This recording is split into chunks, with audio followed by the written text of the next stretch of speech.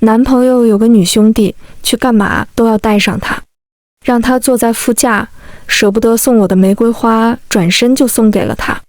可每次说起他，他又一脸的不屑。我以为他想脚踩两只船，却没想到他们本来就是一对。一大早，何亲给我发来消息：宝宝，早上好，今天情人节，送你一束花。然后是一张红玫瑰的图片，十分漂亮。我呆滞了半天，在网上找了一块名牌手表的图片给他发过去。那多不好意思，也给你送个礼物吧。何亲，哈哈，宝宝别生气，等我赚钱了，一定给你买999朵，现在先欠着。我回，没事，反正欠的也不差那点了。何亲，你最善解人意了，有你这么好的女朋友，我更要努力奋斗。你加油。微笑表情。就这样，聊天结束。好笑又无聊。有的人，你不跟他在一块相处，真的不知道是人还是鬼。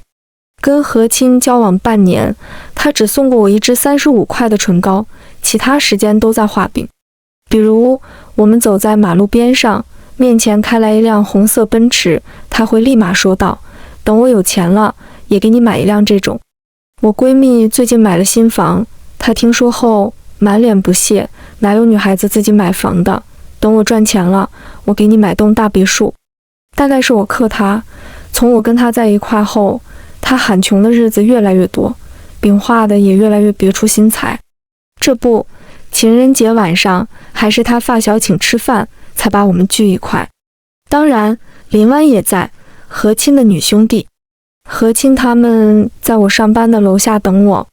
我下来时，见是何亲的车，二话不说直奔副驾驶。拉开车门，却发现林湾已经坐在里面了，一双修长的腿交叠架在副驾台上。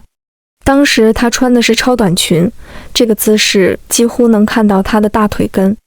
见我来了，她不紧不慢地收回脚。嗨，欣欣，我晕车，何亲说让我坐副驾会舒服一点，还希望你不要介意。我能介意吗？毕竟在何亲嘴巴里，我最善解人意。他是懂如何破的。我砰的一声关上车门，转身来到后座，跟萧然坐在一块。我们去吃日式料理吧。林湾提议道。可真会选，专挑我不吃的。这时何亲像完全不记得似的，可以，就吃日式料理。他是真的忘了，那次我们一块去吃，我吃吐了。我这中国胃，只吃得惯中国的东西。最后还是萧然一脸嫌弃地说道：别整这玩意，花里胡哨还吃不饱。我扑哧一声笑出来，这话实在。毕竟萧然请客，他掌握了话语权。最后去吃了我喜欢吃的火锅。回到家后，洗漱完毕，按照睡前惯例，先刷个朋友圈。于是我就看到了林湾发的自拍照，每一张都心机满满。最引人注目的，除了他故意挤出的深沟，就是他手上抱着的红玫瑰了，跟早上何亲发给我的图片一模一样，无论是包装还是数量，分毫不差。他还配文：你是年少的欢喜，也是余生的甜蜜，谢谢亲爱的。我顺手点了个赞。果然，没过多久他就删了。此地无银300两，这套玩的挺溜啊。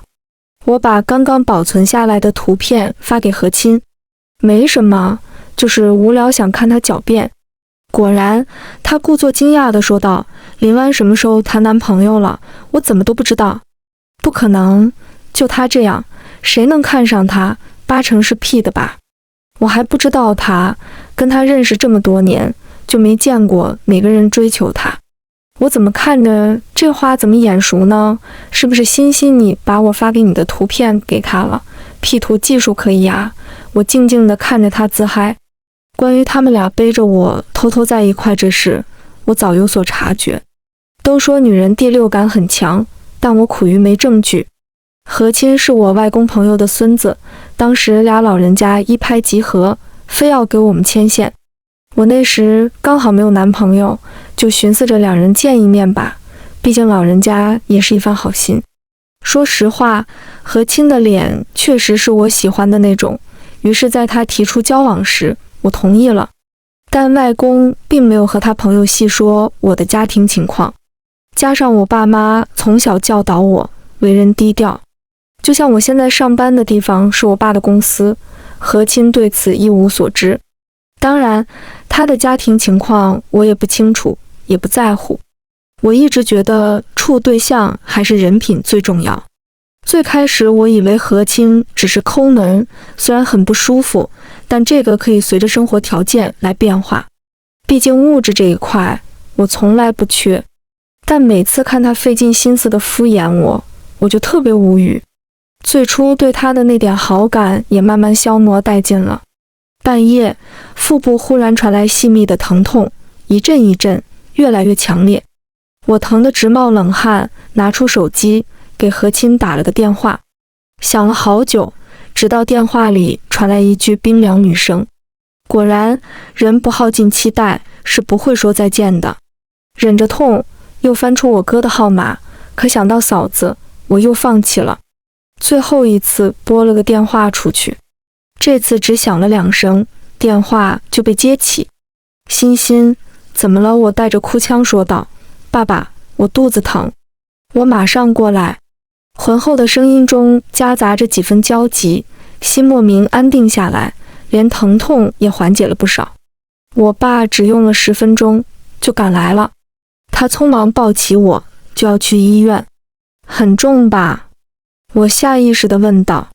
不重，无论欣欣多少岁，在爸爸心里永远都是那个小公主。车上，我疼得只想哭。我爸开得飞快，恨不得下一秒就到达医院。爸，慢点，我能撑住。我爸叹了口气，语气里全是无奈。你非得搬出去住，当初我不同意，不就是怕你一个姑娘家，有点意外，身边没人在，等你哥房子装好就搬回来吧，跟爸爸一块上下班。你上学那会，不是最喜欢我接送你？我偷偷抹了一把眼泪，哽咽道：好，听你的。医院里，医生诊断是急性阑尾炎，很快我就被推进了手术室。何亲赶来的时候，林湾也跟在他身后。欣欣，我昨晚睡迷糊了，没听到你打电话，要不是叔叔说，何亲没往下说了。林湾把手上的水果放在桌上。欣欣，我刚好找何亲有事，就一块过来看看你，怎么样了？还疼吗？我摇了摇头，谢谢，现在好多了。趁我爸出去，何亲坐下看着我欲言又止。我心底隐约猜到他要说什么。欣欣，最近公司交给我一个紧要项目，我怕是没时间来照顾你。不过你放心，我会给你找个护工。不用了，我闺蜜等下就过来，她已经请好假了。何亲立马接道，那真是太好了，反正你闺蜜挺有钱的，请几天假也没什么。我脸上的表情差点没绷住。他们走后，我爸突然说道，这就是你外公给你介绍的小男友，这人不行，趁早分手。不愧是我爸，一语中的。在闺蜜的细心照料下，1周后我出院了。期间何亲就出现过一次，我正打算找个机会跟他说分手的事，何亲自己就找了上来。他只见手上提着一套精美的礼盒，说是送给我的。我不明所以地看着他。欣欣，前段时间太忙，我亏欠你确实挺多的，以后我会好好尽到一个男朋友的责任。我没接他的礼盒，不用，其实我今天是想跟你说。何亲突然一把抱住我，欣欣，我知道，再给我一次机会。我对天发誓，以后只对你好，只要你有需要，一定以你为先。我惊讶于何亲的转变，但又说不上来哪里不对劲。对了，我叔公让我周末带你回家吃饭，可以吗？他叔公就是我外公的朋友。刚好这时我外公打电话过来，说的也正是这事。于是到嘴边的话我又咽了回去。那就等吃完这顿饭再单独跟何亲提吧。周末何亲来接我，我拉开车门，副驾驶座位上放了一束玫瑰花。何亲满眼温柔，送给你的，喜欢吗？喜欢，下次别破费了。我随手把花丢在一旁。晚饭是安排在何亲的叔公家。饭吃到一半，何亲放在桌子上的手机响了。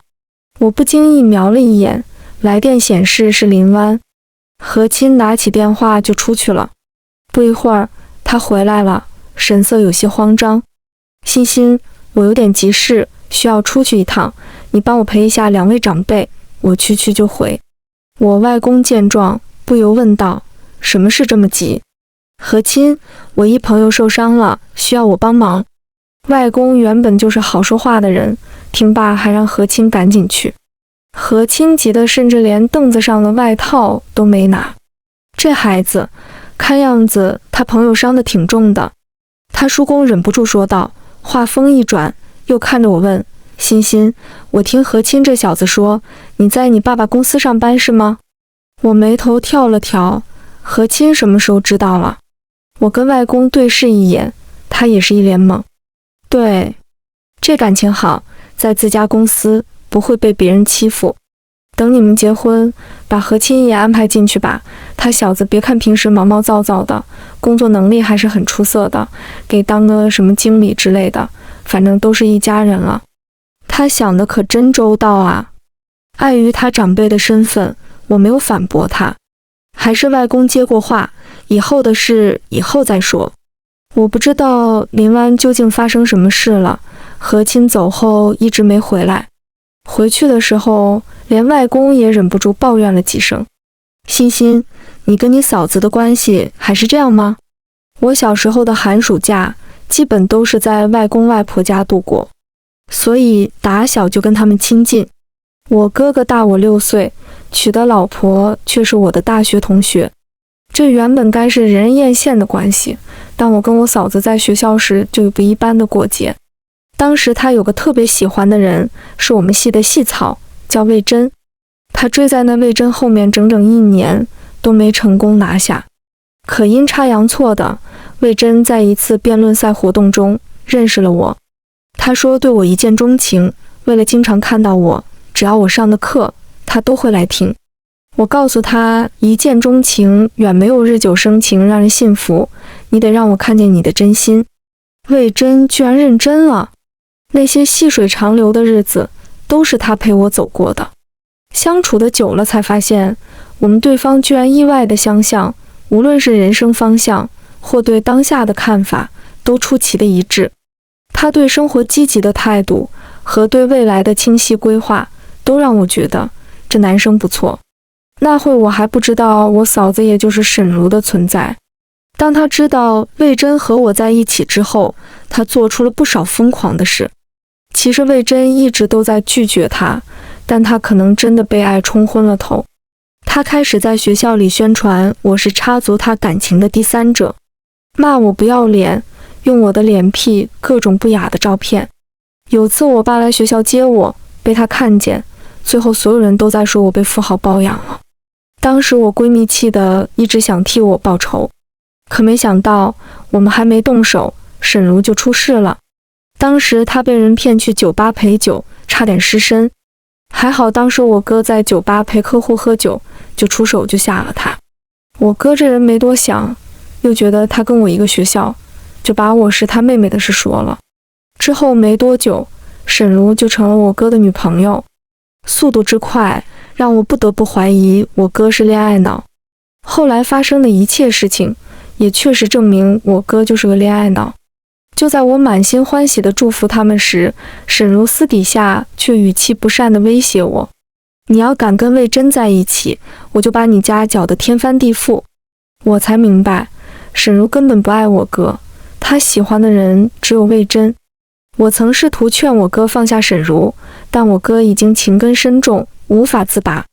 就在沈如和我哥订婚时，他给我下了最后通牒：你不想你哥的孩子，你的小侄儿就这样没了吧？沈如，你到底想干嘛？我觉得他简直就是个疯子，才会做出这种事。我说过，别和魏珍在一起。他脸上是病态的偏执。你这样对我哥公平吗？你不喜欢他，为什么还要和他结婚？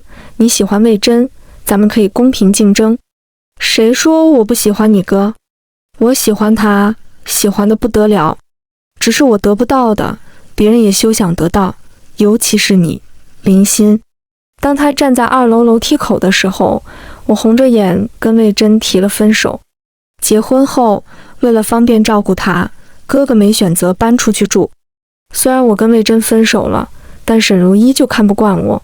她怀着孩子，我们一家人都尽量顺着她，可她还是不断找我麻烦，挑我刺，跟我哥说我妈不喜欢她，只喜欢我。话里话外暗示我爸给我的零用钱太多了，可我从小都是这样过来的。家里的佣人也全跑去伺候他了，我甚至连衣服都要自己洗。当时刚好我爸手底下空出一个公寓，为了不让我爸妈家在中间不好做人，我就搬出来住了。外公，欣欣迟早会嫁人，到时候或许会好一点。外公重重叹了口气，孩子，这些年委屈你了，你哥还没有你一半懂事。顿了顿，他接着说道，何清这小子你喜欢吗？你们认识时间也不长，但据外公今晚观察，这人不值得托付。果然，我家的男人除了我哥都是智商在线的。外公，我其实正打算跟他分手，今晚确实是不想驳了长辈的面子。外公点点头，这事我去跟何老头说。下车后，却在小区门口看到一抹熟悉的身影，我心跳漏了几拍。那人身形修长，1年时间不见，身上多了几分成熟的气息。魏征，他听见我的声音，脸上快速掠过一抹欣喜。欣欣，你来干嘛？他像是带着好消息，迫不及待地想要跟我分享。你还记得我跟你说过的那个软件吗？我们成功了，我可以赚很多钱了。欣欣，你再不用担心家里同不同意，我有能力让你过上好日子了。他说这话的时候是多么的开心。一切原因追究到1年前，当初我给他的分手理由是家境相差太大，他没办法，更没理由说一句不，因为事实就摆在眼前。我还没来得及回应他，何清却在这个时候突然出现了。他大力一把扯过我，害我差点跌倒。你是谁？不知道欣欣是我女朋友。魏征眉头皱起，他担心地看着我的脚，没崴到吧？我摇了摇头，对着何清说道，你松开。他是谁？这么晚你为什么还跟他在一块？同学。魏征眼神受伤，欣欣，你谈男朋友了？我闭了闭眼，一口气上不来下不去，只能无奈道，对，但也打算分了。何清瞪大了眼睛，魏征，你先回去好吗？让我自己来处理。我不想让他看到这难堪的一幕。你自己能行？可以。魏征1步3回头，脸上全是担忧的神色。何清一直盯着我，欣欣，你说真的？我再没有心思跟他周旋。没错，我们不合适，就这样吧。是因为他吗？何清指着魏征离开的方向。不是，有没有他我都会提。何清，你不爱我，我也不爱你，还有继续下去的必要吗？谁说我不爱你？我那么喜欢你，你感觉不到吗？不得不说，何清演技还是不错的。感觉不到。眼看何清的脸色沉了下来，不过没一会儿功夫，就见他跟变脸一样，一脸哀求地说道，欣欣，别和我分手，我哪里做得不好，我改还不行吗？你得告诉我呀。我抱着手臂看他，心如止水。林湾没事吧？何清愣了一下，你在说什么？你不是去找他了，怎么不敢承认？脚踩2只船的感觉是不是很不错？但我告诉你，船翻了，何清，你丫的根本配不上我。我不管你从哪里得知我在我爸公司上班的消息，但你这消息来得太迟了。你这种人就适合林湾都几百个心眼子的人。何清低着头，目光有些渗人，原来一直你都是这样看我的。林欣，你凭什么这样说？我跟林湾从来都是朋友关系，你真的要为了分手找这么烂的借口？我忍不住嗤笑，你自己看看吧。我不知道林湾发的朋友圈是不是仅我可见。照片上他膝盖受伤了，此时一个男人正跪在地上，小心翼翼地帮他处理伤口。虽然没拍正脸，但那人的衣服跟何清的一模一样，我倒想看看他怎么狡辩。何清看见照片，眸子闪了闪，开始打感情牌。我跟林湾从小就认识，再说他父母都不在了，他就跟我熟，我不帮他，他一个人该怎么办？很简单，你跟他在一起，你们就是两个人了。欣欣，你之前从来不会计较这些，为什么突然要拿林湾说事？我跟他清清白白，你能不能不要闹了？我深吸了一口气，何亲，我没有跟你闹，真的，我真不想继续下去了。呵呵，何亲突然大声笑了起来，我就知道你们这种富家子弟根本就不会把感情放在眼里。没关系，反正大把的人想跟你们谈恋爱，你们又不缺钱，随随便便能玩弄的感情，在你们眼里又算得了什么？我真的服了，这跟钱又有什么关系？你非要这么想，我也没办法。话不投机半句多，我转身就走。何清却在我身后用着威胁的语气说道：林欣，你今天要赶走，我不会放过你。我脚步顿住，难道谈不成恋爱就要撕票吗？你想怎么样？我回头问他。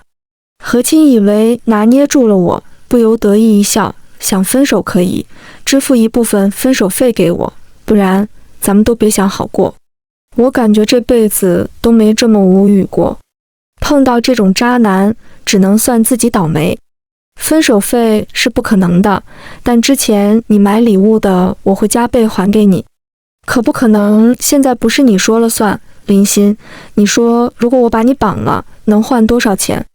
我警惕地看着他，怎么也没想到何清会说出这种话。最早我叔公告诉我，你家挺有钱的，让我来追你，但我跟你交往半年，越发觉得是我叔公搞错，真要那么有钱，还天天上什么班？穿的衣服跟我的也没啥区别。就在我要放弃的时候，没想到那次新项目开发，你爸居然也在，还是作为最大的投资商。我心想，只要拿下了你，那我岂不是离飞黄腾达不远了？于是我开始当舔狗，哄着你，给你买礼物，可我那么用心，还是得不到你半点青睐，你还要跟我分手，这到底是为什么？你告诉我呀。何清捏着我的肩膀就是一顿输出。我忍着痛告诉他，因为你从来不曾付出过真心，你最开始只是怀着某种目的来到我身边，你想通过我实现财富，却不知道真心才能换真心。何亲，靠谁不如靠自己，顺从自己的内心，真的没必要。对，现在确实没有必要了。何亲说完，用力推开我，我被他推得往后倒，而我身后正是马路。此时马路上来往不绝的车辆，他这是想要我死吧？千钧一发之际，一个黑色的身影快速掠过，稳稳地把我从马路边捞了回来。是魏征。我刚站稳，他转身就给了何清2拳，快很准，连何清都没反应过来。很快，两人就扭打在一团，魏征发了狠，眼尾猩红一片。看我不打死你，老子都舍不得碰的人，你居然敢！谁给你的胆子？他拳拳到肉，何清被打得毫无还手之力，何清脸上都是血。我害怕闹出人命，连忙拉住了魏征。为了这种人，不值得。魏征依旧不肯松手，他差点害死你。这时，何清嘴里含着血，疯狂地说道：有种你就打死我，你不打死我，我回头一定告到你们倾家荡产。魏征对着他又补了2拳，何清昏了过去。找打？确实。我跟魏征相视一笑。那他怎么办？林湾赶过来的时候，何清已经被我们送去医院了。到底怎么回事？为什么会伤得那么重？是我找人打的人。我没有隐瞒。林湾瞪大了眼睛看我，为什么？林湾，你想失去和亲吗？我一瞬不瞬地盯着他，他目光下意识地闪躲。我不知道你在说什么，是真不知道，还是不想承认？你们原本就是一对，是不是？他惊愕，你怎么知道？他是不是骗你只爱你，跟我只想得到他想要的利益？但你信不信，我就算打了他，等他醒了，给他道个歉，他照样会原谅我。你真的想看到我跟他在一起，然后步入婚姻的殿堂吗？和亲是什么样的人，你应该比我清楚。他可以为了利益来接近我，他照样可以为了利益把你揣了。林湾矢口否认，不会，他不会的，只要我一个电话，他立马就会回到我身边。然后呢？他今晚陪了你几个小时？这还是他没有得到丝毫利益的情况下，人都是贪婪的。林湾，你想清楚。言尽于此，我给他时间考虑。你到底想干嘛？终于，他动摇了。今晚的事就当没发生，以后和亲就完完全全是你的了。我相信你能说服他。这里是3万块钱，算作医疗费。我把钱递给他，他犹豫了一下，还是接过了。从医院出来，魏征在车上等我。解决了吗？我有些疲惫地应了一声。魏征忽然靠近，用眼神将我牢牢锁住。那接下来解决一下我们的事。我内心有些慌，说话也结结巴巴。什么？我们还能有什么事？林心，我忘不掉你，可不可以再给我一次机会？我知道我们之间还是有差距的，原本我想等足够优秀时再站在你面前，但我不想等了。这次的事让我知道我随时有可能会失去你。沈如的事我会去解决。我愕然瞪大眼睛看他，你知道，在学校时我就不止一次警告过他，可他突然嫁给你哥哥，我以为他是放下了，直到你红着眼闹要跟我分手，还是在沈如订婚这天，我才意识或许此事另有隐情。但你的借口我也有认真考虑，确实是个问题。你原本就是个小公主，我不能让你跟着我吃苦，于是便忍着痛同意了。这1年里，只要想到你，就浑身充满干劲。他点了点我的鼻子，这是我们之前经常做的小动作。此刻我居然没有感觉到一丝陌生。魏征，她毕竟是我嫂子，我真怕她做出什么疯狂的事。她之前就拿肚子里的孩子威胁过我。虽然现在孩子生下来了，但我内心还是隐隐有些担心。你放心，我会把握好分寸的。我不知魏征最后是怎么说服沈如的，只是在3天后，沈如居然破天荒地打电话让我回家吃饭，还让我带上魏征。几个月没回家，我妈一见到我，眼眶红了红，我拍了拍她，示意她别失态。我给侄子带了些小玩意，他抓在手上咯咯地笑。沈如脸上也是笑意，第一次热情地叫我小名。欣欣终于找到了可以托付终身的人了。他拉着我的手放到了魏征手上，我呆呆地看着他，觉得一切都那么的不真实，导致一整顿饭下来，我都吃得心惊胆战。结果全家都其乐融融，反倒像是我想多了。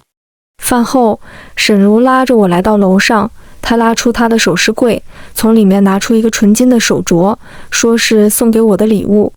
我没多想，收下了，毕竟这只是她首饰中毫不起眼的一份。欣欣，你还在怪嫂子吗？我摇了摇头，没有，过去的都过去了。沈如莞尔一笑，那欣欣希望嫂子幸福吗？我心中一滞，当然，我比任何人都希望你幸福。虽然之前有过节，但从他成为我的家人之后，之前的一切我都已经放下了。那欣欣为什么还要跟魏征在一起？沈如的声音听着平静，却感觉像是暴风雨来临的前奏。所以你只是在骗我，你根本就没考虑过我的感受，你把他带到我面前，让我亲眼看着你们秀恩爱。林欣，你怎么这么坏呢？他边走边说，步步紧逼，我退至窗台边，已经无路可退了。这一次，我不想再被人牵着鼻子走。明明是你让我带他回来的，沈如，你已经嫁给我哥哥了，能不能安分一点？他是跟着我哥过日子，你想要的荣华富贵，他都可以满足你，你为什么还不知足？沈如不怒反笑，对，你说的没错，人啊，太轻易能得到的东西，总是不满足。魏征是我年少时唯一的执念，我不甘心，尤其是输给你。林心，你去死吧！他说完，就伸出手来掐我脖子，我早有防备，侧身闪过。他大概没料到，一下子扑了个空，身子直往窗台上栽下去。我眼疾手快地拽住了他，沈如，抓紧我！就在这时，房门开了，我哥迅速冲了过来，他一把捞起沈如抱在怀里，转头看向我，欣欣，到底怎么回事？我正要开口，沈如扯了扯我哥的衣袖，委屈巴巴地说道：“你别怪他，我知道，就算我把我最喜欢的那个手镯送给他，跟他道歉，他也很难原谅我。要怪就怪我当初鬼迷心窍，做了不少伤害欣欣的事。我今晚只是给魏征舀了一碗汤，他就要对我喊打喊杀。老公，你带我走吧，我不想待在这里了。”沈如一副柔柔弱弱的姿态，我哥眼神复杂地看了一眼我手上戴着的手镯后，连忙低声哄着他。我站在那里显得多余。这时其他人也上来了，魏征一脸担忧，他大掌包裹住我已经冰凉的手，小声问我发生什么事了。爸妈脸色凝重，大概猜想到发生了什么。每次沈如拿我开刷后，就会在我哥面前装成柔弱的小白花。我目光直视沈如，既然如此，那我也没必要隐瞒了。我拿出早就准备好的录音笔，按下了播放键。我们俩对话声瞬间就出现在房间里。沈如脸上有片刻慌乱，随后恼羞成怒地指着我：“林心，你卑鄙无耻！”他此话一出，向来偏袒他的哥哥也渐渐松开了手。沈如，这才是你的真面目吧？不是的，老公，是林心冤枉我。沈如抱住我哥的腿，像是抱住救命稻草一般。我哥这次却无动于衷。这时，我身边的魏征说话了：“你是怎么答应我的？你口口声声承诺不会再找欣欣的麻烦，这就是你的承诺。沈如，贪得无厌只会让你越来越丑陋。”沈如抱着头，喃喃自语：“不是这样的，不要这样看我，我不会了，魏征，我真的不会了，都是林心激怒我，我才会这样，都是他，不要喜欢他好不好？”沈如好像精神上出了问题，我哥借此带着他出国治疗去了。他是爱沈如的，只是不知道能不能把他拉回来。小侄儿留给我妈带了，我也没有搬回去住，只是回家的频率提高了。周末跟我妈带着小侄儿到处去玩，日子不紧不慢，十分安宁。我妈常问我会不会怪他们没有早点站出来，我摇了摇头，清官都难断家务事，我又为什么要去要求他们尽善尽美？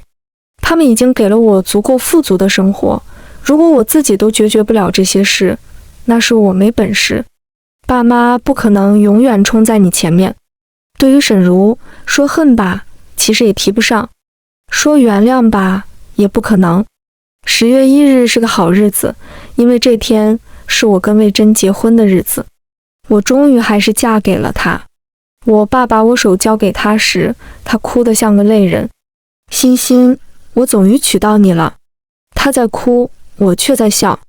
那个陪伴我整个青春，舍不得我吃苦，为了配得上我，没日没夜的研发，取得成果后，又第一时间跑来告诉我，帮我痛打渣男，为了这场婚礼，耗费了好几个月心血，只为更好的迎娶我的人。